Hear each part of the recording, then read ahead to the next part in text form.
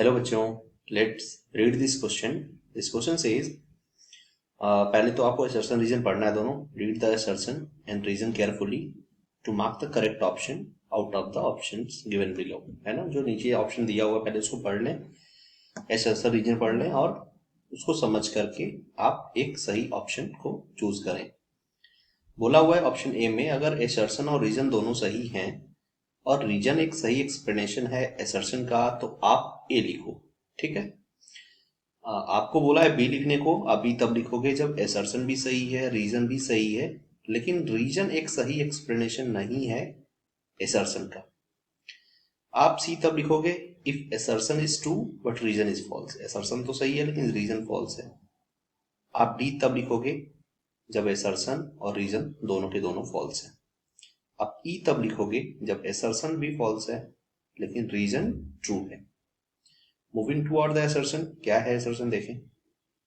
बोला गया है spark occurs between the poles of a switch when the switch is opened.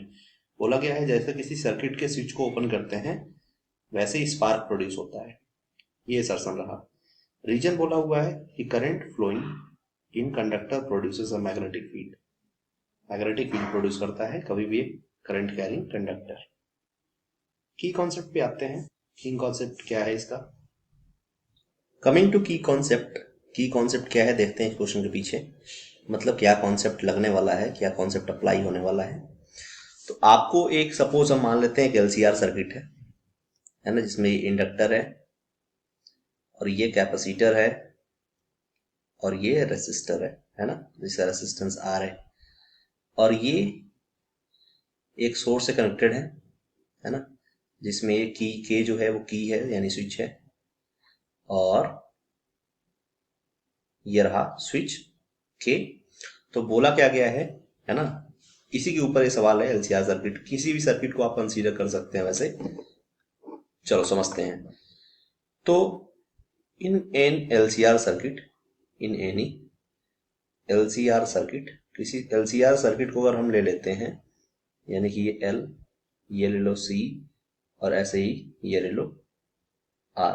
तो अगर एलसीआर सर्किट को हम फॉलो कर दें, पॉजिटिव नेगेटिव पोटेंशियल, ये रहा स्विच।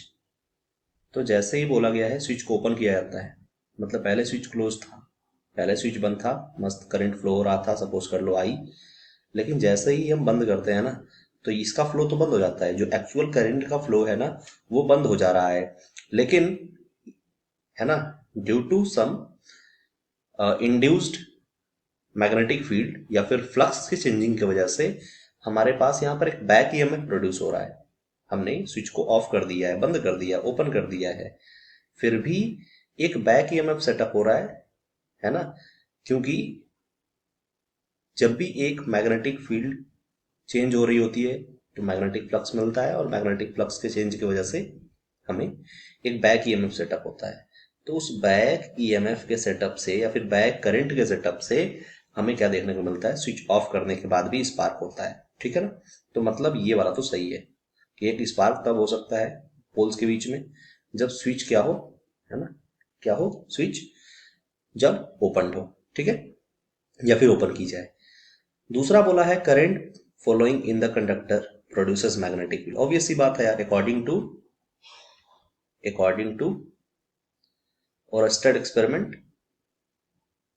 एक्सपेरिमेंट है ना, एंड बायो-सेवर्ट लॉ।